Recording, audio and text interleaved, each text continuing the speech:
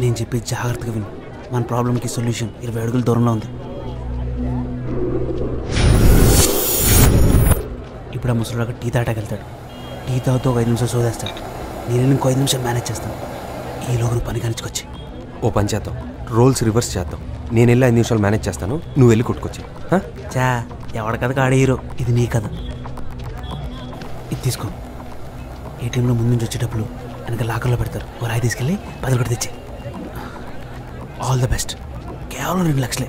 నీ లవ్, నీ జాబ్, ఆడి చేతిలో చావు అన్నీ క్లియర్ అయిపోతాయి. ఖర్చు విచ్చి మొహం తుడుచుకోవడానికి కాదు, మొహం కనపడకుండా కవర్ చేసుకోవడానికి. లోపల కరెన్సీతో పాటు కెమెరాలు కూడా ఉన్నాయి. దొరికామంతే.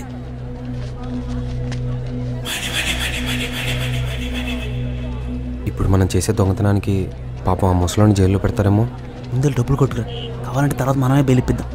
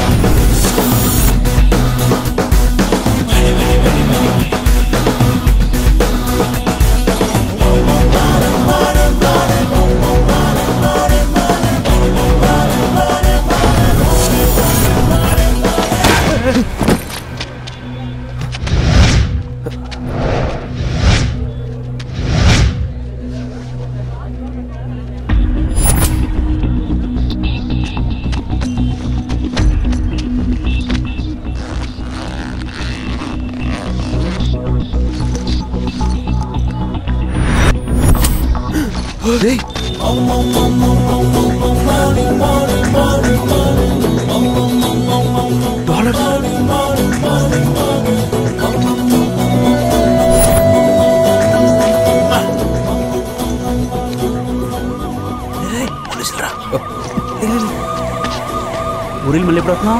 నిన్నే అమ్మ నాన్న అడిగింది చెప్పు. సార్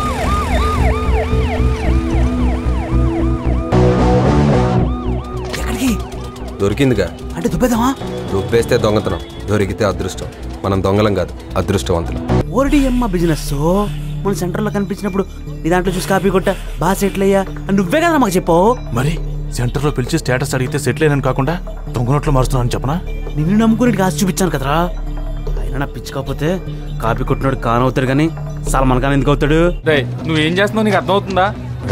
కొట్టడం వరకు మన టాలెంట్, దాన్ని నమ్ముకోవడం వాడి టాలెంట్. అలా అని చెప్పి ₹1 కోటి విలువ చేసి వజ్రం ఆడికి 30 లక్షలకి ఇచ్చేస్తావా? వాడికి ఇస్తే 30 లక్షలని వస్తాయి.